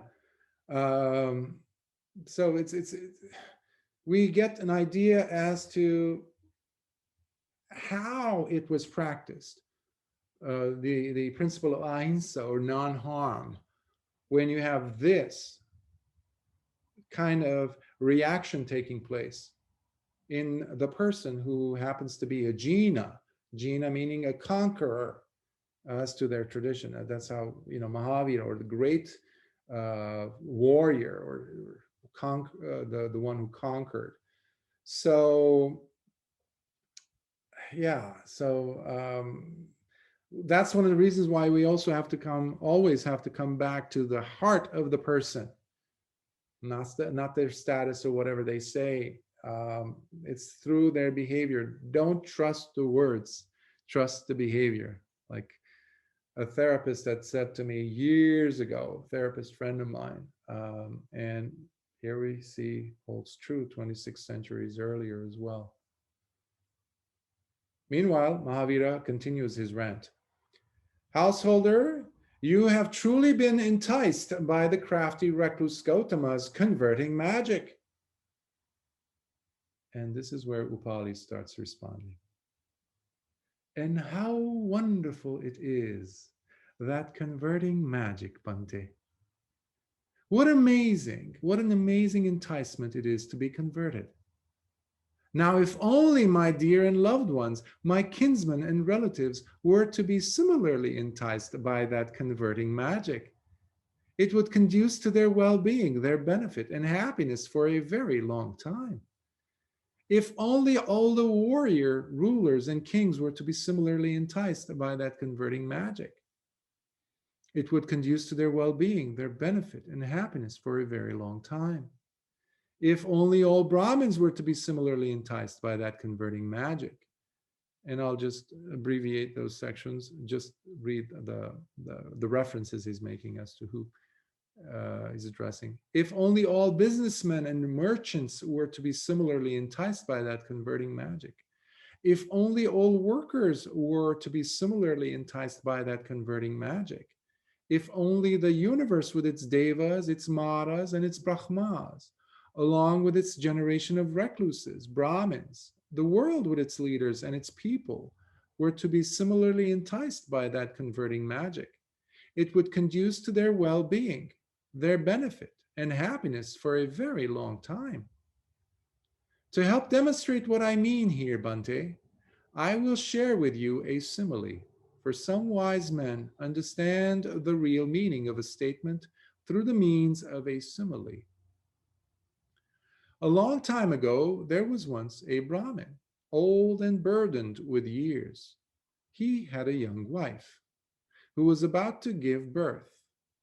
Now, that young wife said to the Brahmin, Brahmin, go to the market and buy a young monkey for my son, so that he can have something to play with. But the Brahmin replied to her by saying, wait until you first give birth. Once you give birth to a son, I will bring him a male monkey for him to play with. And if you give birth to a daughter, I will buy a female monkey instead for her to play with. Again, for a second and a third time, the wife asks for the monkey to be brought. And by the third time, uh, as the Brahmin was very much attached to the young wife, he took the monkey. Sorry, no, uh, sorry, yeah, yeah. Again for the third time. My apologies there. The young wife again repeated her request. Then the Brahmin, being very attached to his young wife, went to the market where he bought a male monkey and brought it to his pregnant wife and said, "Here is a young male monkey for your son, so that he can have something to play with." Then the young wife continued, "Now, Brahmin, go to the dyer's son, Rattapani, with this monkey, and have the monkey be painted in yellow dye. Make sure it gets pounded and beaten repeatedly on both sides, while also having it be well polished." As the Brahmin was very much attached to the young wife, he took the monkey with him to the dyer's son, Rattapani, and said, "Friend Rattapani, I want this monkey dyed in yellow color. Also, make sure it gets pounded and beaten repeatedly on both sides, and then have it be well polished." Then the dyer's son said to him, "Sir, the young monkey will not be able to take on any dye color, neither pounded or beaten repeatedly, nor any polishing." In the same manner, Bhante, this is Upāli talking back to Niganta, Nataputta. The foolish doctrine of the ascetic Niganta's dispute is, although may be appealing and delightful to foolish people, it certainly is not one that is tolerated by the wise. Such a foolish doctrine can never be able to withstand the scrutiny of the wise and their thorough examination.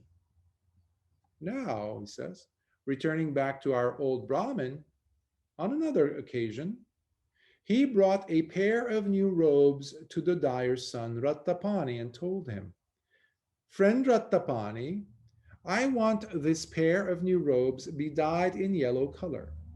Also, make sure it gets pounded and beaten repeatedly on both sides, and have it well polished." To which the dyer's son Rattapani replied, "Very well, sir. This pair of new robes will take on the dyeing, the beating on both sides, and the polishing." Interestingly enough, the commentaries describe here that this parable, uh, um, where we have the Brahmin's young wife, the young wife is represented by none other than Digatapassi, as he because he's the Niganta Putta's favorite disciple. Now the monkey is the householder Upali himself, the one who has taken on, if you will, the Jain coloring, the yellow dye, but who cannot tolerate being beaten, who cannot tolerate being softened in a sense.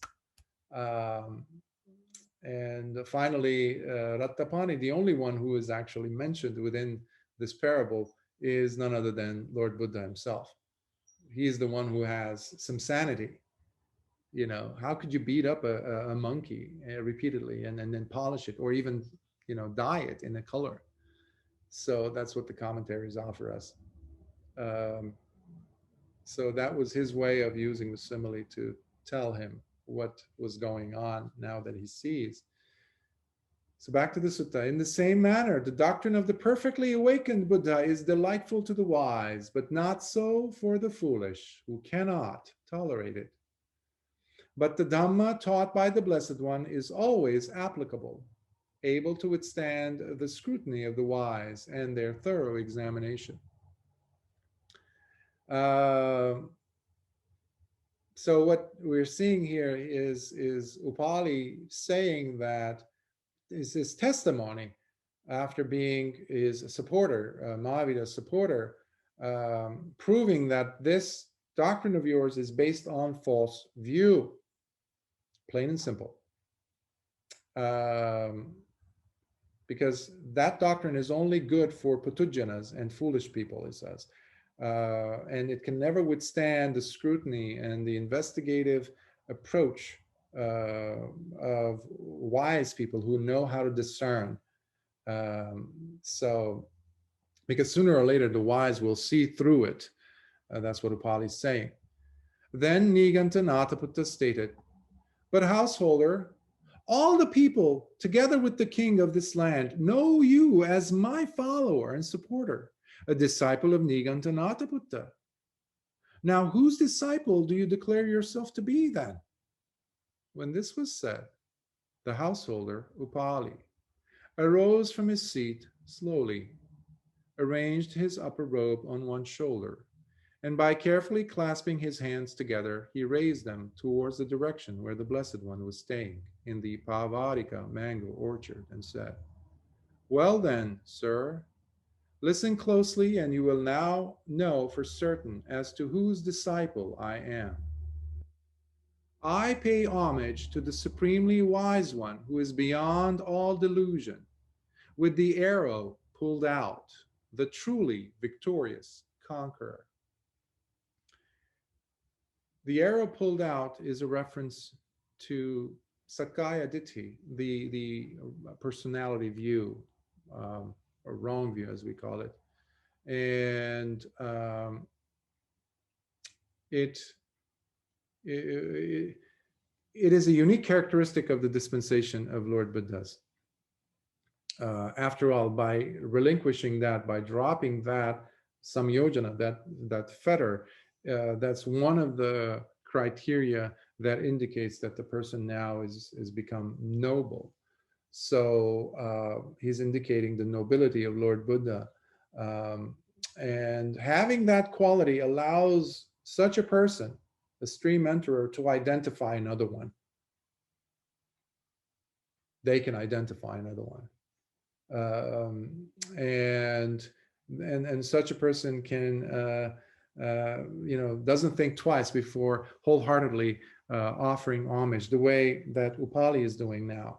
And as far as his reference to victorious conqueror, referring to the Buddha, here is like Upāli's way of saying, he, Lord Buddha, is a true victorious one. He's a true Jaina. He's a true Mahavira. He's a great warrior. He's the conqueror, vanquisher. Not you. He is. Because these two terms were specifically used in reference to Nigantanataputta. So he stripped him of that title, if you will. Because only a person with utterly virtuous character can hold those accolades.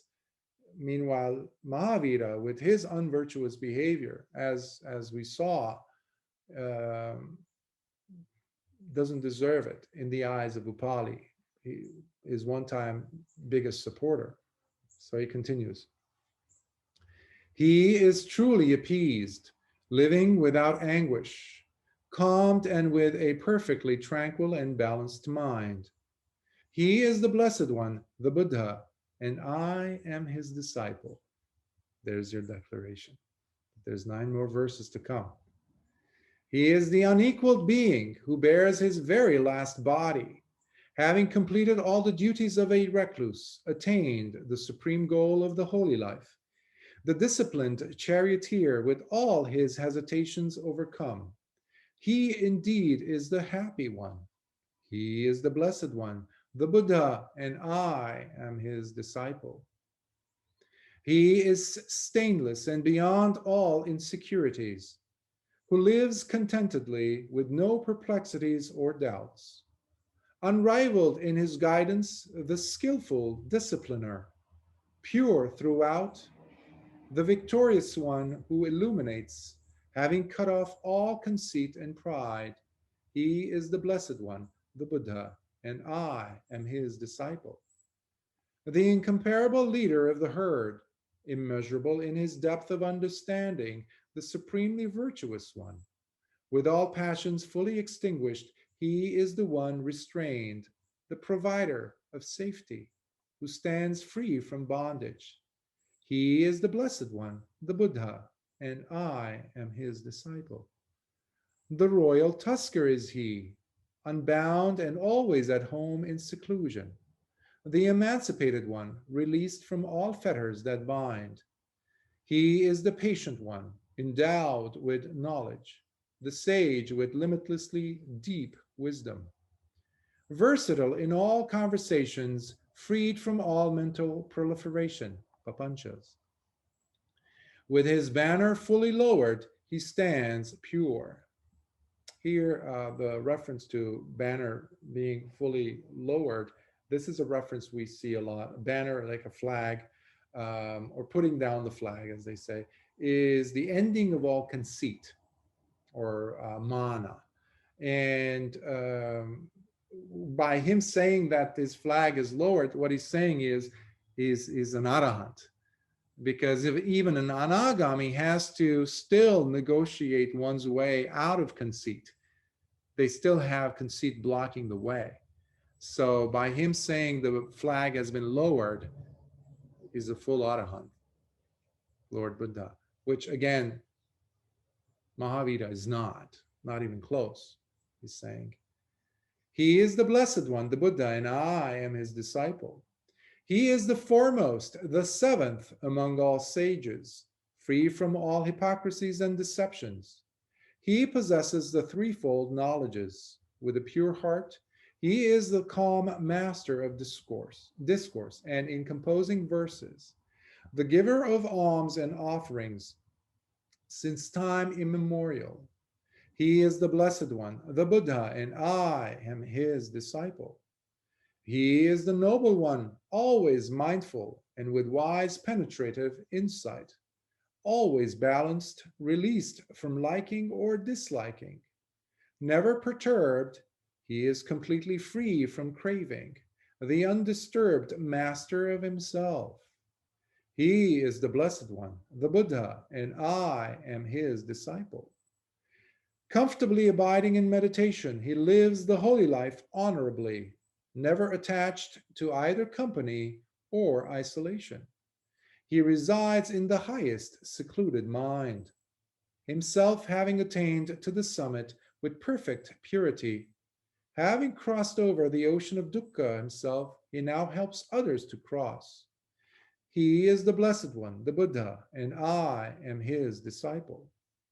With unparalleled discernment that is most profound, he is the one who's serene, completely empty of any greed, the overlord of wisdom.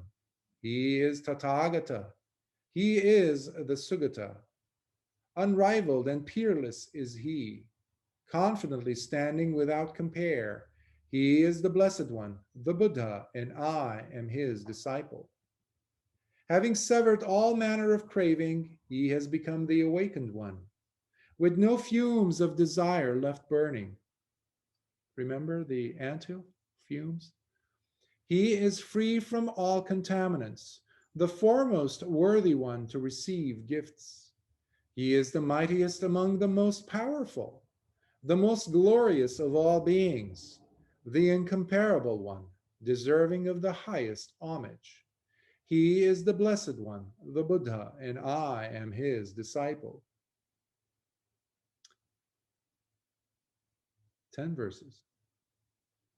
Here we see Upāli of Nalanda reciting what came to be known as the Upāli Gatha, or the verses of Upāli, which came in, as you saw, 10 verses, and he weaves them on the spot, weaves these words, puts them together, moved to say these words, which, by the way, are his lion's roar. These are Upāli's lion's roar as a noble disciple. And what a beautiful roar that is, because it can only be based on truth. And that's why a lion's roar is this, can never be undermined, it can never be contradicted, it can never be put to question. It is based on truth through and through.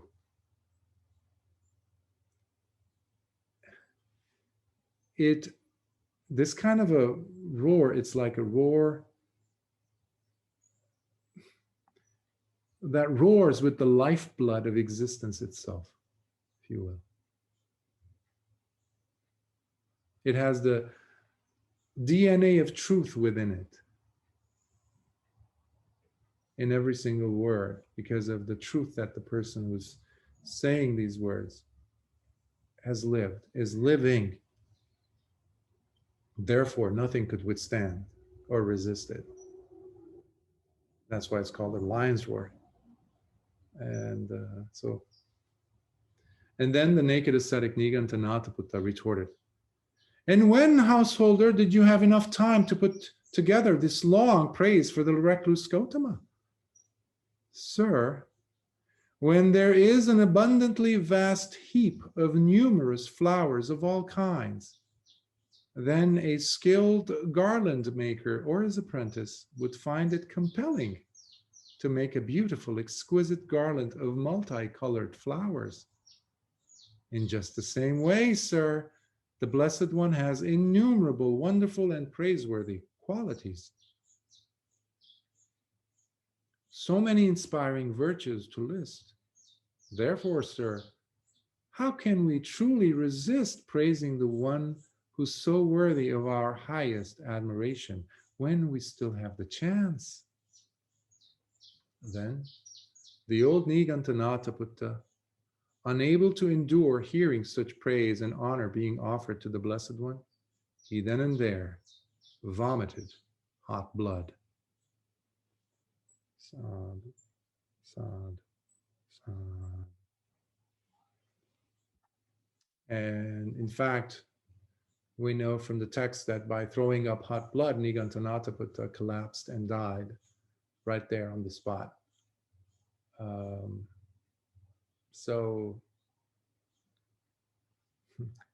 in my travels last year throughout different places, different continents, I came across some students who had the Dhamma come knocking on their door, as it were. And there were some students who, although very appreciative,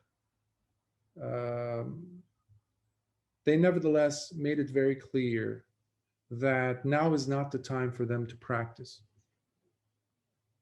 because they still wanted to go and engage in sensual pleasures and make the most of this life, as they said, to make more money, to become rich, to enjoy, to have all the benefits that a human body with all its six senses could give them, sensually and all that.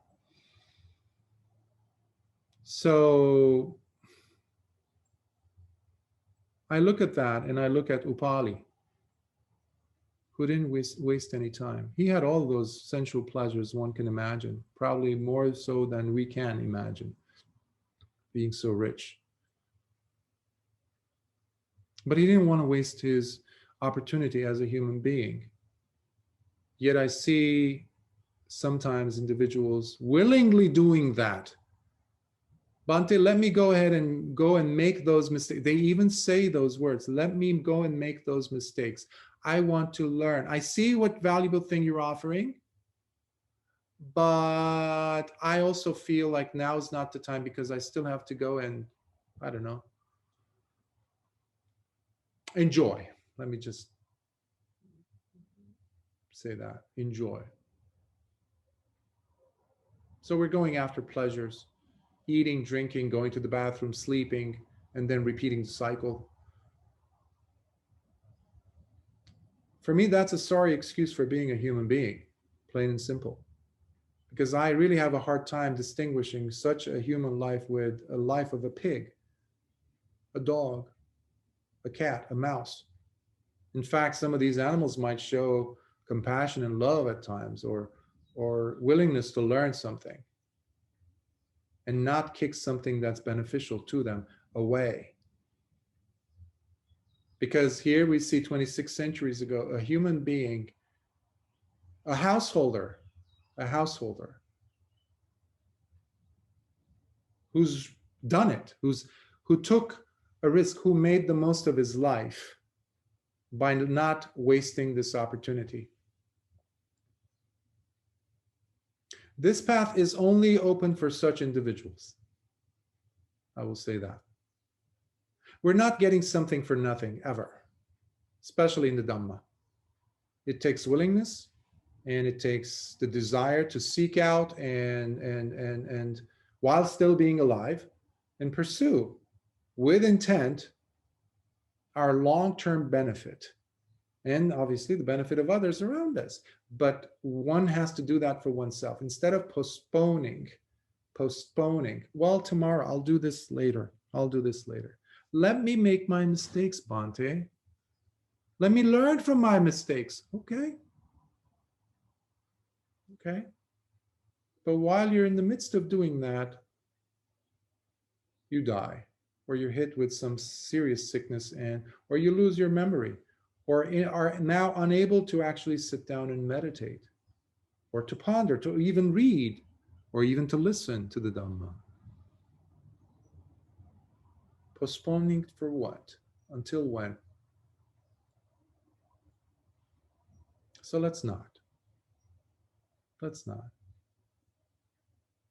And that is my encouragement to you. And I will stop, take a pause, and see whether there are any thoughts, questions that I may offer some thoughts on. Please.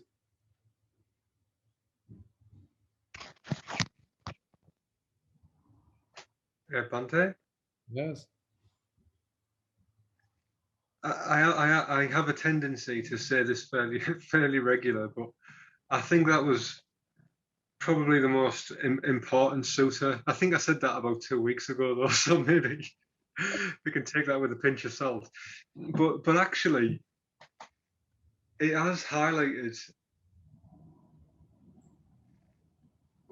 we are much more likely to break even like the precept of gossiping or talking aggressively if we aren't paying attention to like mental hygiene, is what it's been called in the past. You know, and I think that this is such a precious, because I've also been told a similar thing from a Theravada monk before about not worrying about mental thoughts, and I do sort of understand in a way their tradition isn't enabling you to let go so quickly. So telling somebody who can't let go that they're causing problems is potentially just going to drive that person mad. I do understand that, but I think that this lines up so well with like the right view aspect of the practice that I wonder if you could maybe touch on that, because I think maybe that the harmonious perspective that I've also heard it called as well is very much in line with this. I think it's maybe a better definition in some ways for this, but yeah, I just wonder if you could maybe touch on that, because I think what you do, what this is just precious. So thank you. I agree, and I personally have used harmonious perspective quite a bit in my referencing of right view, and how can I go to a destination if my starting point is uncertain? Even your phone apps, the maps for, I'm sorry, Google Maps or something like that, Apple Maps or something, anything. I'm not promoting any of them. But if you're going to put your destination, it starts first with where the journey is going to commence. Where's the starting point? Hence, Lord Buddha's insistence on always going back to right view. To me, the mental action is all about that. Because here we have, if we take in Jainism, for example, and this is not just about Jainism, because these are just religious names, names of religious traditions and sects and things like that. But you can easily find these qualities within people wearing my kind of robe in my tradition. Theravada, bhikkhus, bhikkhunis, even householders, male and female. Doesn't matter. It is the behavior that matters. Don't tell me, show me. That's another way of saying it, right? But show me what? Your actions will indicate to me that there have been some thoughts about this. Intentionality is crucial here. Because just in case the person has omitted the importance of the first of the Eightfold Path, meaning samadhi or harmonious view or right view, just in case the person has neglected to consider that, the second still is in line with it. It's a continuation of that, which is right intentionality, or sometimes called right view, right thought, for example. But where is that intentionality going to come from? It's if I hold to that intention, I will know whether it has or has had a good starting point or not. So the end doesn't justify the means. We're accountable. Even if I say, oh, I'm practicing ahimsa, non-harm, harmlessness. Okay, big, fancy, lofty principle or statement I'm making.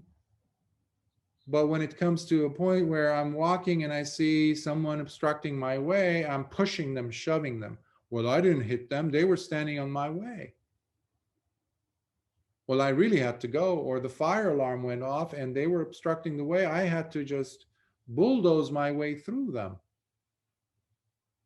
In those critical moments is where you see the person's mind. Because everything comes to that in the crosshairs of intensity, of emotion, of situations rather that cause a person to be or that moment to be a little bit more pronounced than usual, where things aren't necessarily going the way you would like them to. And that's where the view is going to come out. What is the person holding on to? What type of a perspective? Because I can call harmonious perspective, I can name it, I can use it as a mantra all day, all night for 100 years. That's not going to change a bit if I'm not going to really look into my mind when I am alone. No one's there. And there's no one definitely watching my thoughts, I'm thinking. Even in the crowd, if I'm sitting there and no one can know what I'm saying, saying to myself in my head or thinking. Can I put buffers right there? Can I put warning signs for myself? Can I put stops for me so that I could deter myself from following through, to make that single thought, to dwell on that thought and maybe to perpetuate it? And this is where we turn it into papanchas, prolonging that process, proliferating. One thought becomes, it doesn't stay one thought, especially when we show affection to it, care and consideration, or attachment rather. It's going to bring its cousins. So now we're going to be weaving a whole series of unending narratives. And then the next time I'm talking with you and you irritate me, I'm going to say something bad. In fact, when the moment arises, I'm not even going to hesitate. I'm actually going to do something. And I will justify it most probably because of my thoughts. Just like that person who says, hey, mental action isn't so bad. It's the physical action. Oh my. Oh my. And that is also one of the reasons why I wanted to do these sutta series in the first place, because if we don't maintain, if we don't stand up for the Dhamma, if we don't hold our ground and say what needs to be said, oftentimes, it's slipping through our fingers, the teachings. So let us. So I hope. I don't know if I answered your question, but yes, I love how you related it with papanchas. So that's wonderful. Ties up with the other best talk ever. So thank you, Bhante. yes. Other thoughts, questions, comments?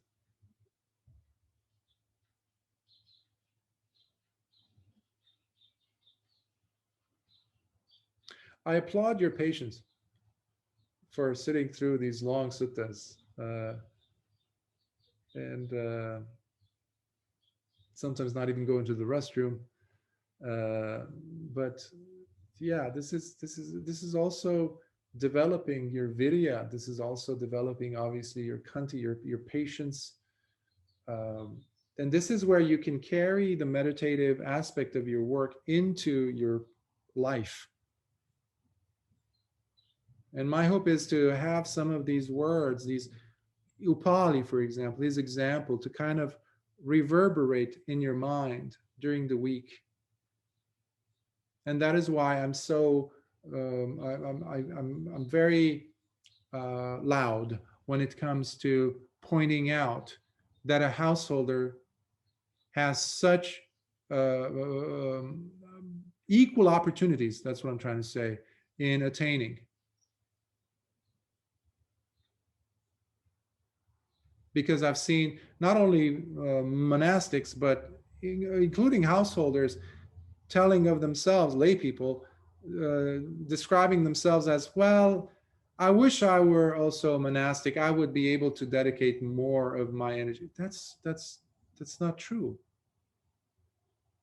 So I hope Upali's example also helps to encourage you, so you can remove those wrong views, if there are, that hold you back, that give you, in a sense, some excuses for pulling yourself back and not really pushing and trusting the process, because you're on solid ground when you're practicing the Dhamma.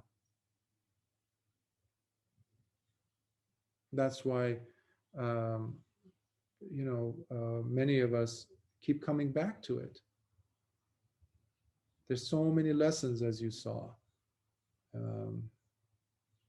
So please be encouraged. Please give yourself that sustenance of faith, of enthusiasm. And this is another reason why daily practice, consistent daily practice, is important.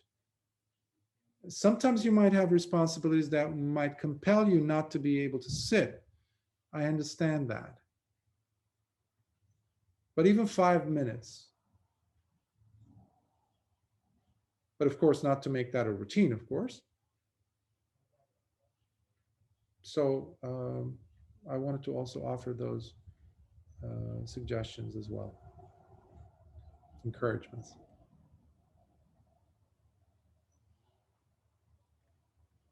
Yes, Upatissa. Thanks very much, Bhante. Can you hear me now? Yes. Please go. Okay. Well, I think the most important thing about this sutta is that it enumerates 3 kinds of kamma. Kaya kamma, the bodily kamma; vachi kamma, the kamma that is associated with speech; and most importantly, mano kamma, which is kamma which is associated with intentions. And in a parallel sutta, I think I'm reminded of the very first Dhammapada verses, which goes as mano pubangama dhamma, mano seta, mano maya. Intention is foremost. Intention is the initial step of all phenomena. And if we were to act or speak with evil intentions, then the dukkha will follow us like a heavy ox cart wheel behind our back. I mean, which is, I mean, very gross, very, very painful. And if we were to act and speak with good intentions, then sukha will follow us like like a shadow. And I find that there's a huge difference between the description of dukkha and sukha, in the sense that I would expect, initially I would expect sukha to be like, winning the jackpot, winning the lottery, winning the gold medal in the Olympic Games. But it is not. It is very subtle. It's not, that there is nothing eventful in sukha, but it's a protective. It has protective qualities that, bring us safety, bring us peace, bring us tranquility. And I would probably, I'll say that probably 99.99% of all of us will only come to appreciate this very subtle quality of sukha when it is gone, when it's too late. Yes. It's like health, good health. When you're not sick, when you're not ill, most of us take it for granted. We go on holidays, we never think about it. Until there's a toothache, until there's an illness. That's when it becomes obvious, the absence of health, how detrimental it is. In fact, I believe it was in traditional Chinese medicine where there was an era, a time period in China, I think, either that or it was in Ayurveda. I'm not sure between the two. I forgot. But basically, it was this. The doctor used to get paid when the person was healthy. So it's like a car insurance. Because the doctor would always maintain the health of the person, making sure they were getting enough plants, all the right herbs were being given, and everything, the lifestyle. However, the moment the person became sick, no payment. The doctors would never get paid until the person became healthy again. What a wonderful way to imagine today's doctors doing that. It's the opposite. The person becomes even more punished when they get sick, even though we do pay, insurance, hefty amounts. So thank you for that. That's absolutely. Sukha is like the walls of protection of the palace, of the city, of the capital. And we don't think about them until there are invading, marauding forces at the gates. But that doesn't mean they're not important. Of course they are. Without sukha, there cannot be upekkha. One of the jhanic factors is sukha, after all. So it is important, but to a certain level. They open the way for wisdom to come in. So I will pause there because something came up and I have to attend to it. But I really appreciate you being here and the opportunity to share the suttas. And if you have any questions, again, I apologize for not being able to answer them, even though it's been over we went over, but still, I feel there might be, but I have to end it at this point, against my will, if you will, but with good intentions. So let us share some merits. May suffering ones be suffering free and the fear struck fearless be. May the grieving shed all grief and may all beings find health relief. May all beings share in these merits that we have thus acquired for the acquisition of all kinds of wholesome happiness. May beings inhabiting space and earth, devas and nagas of mighty power share in these merits of ours. May they long protect the Buddha's dispensation. Sad, sad, sad. You all be well. See you next week.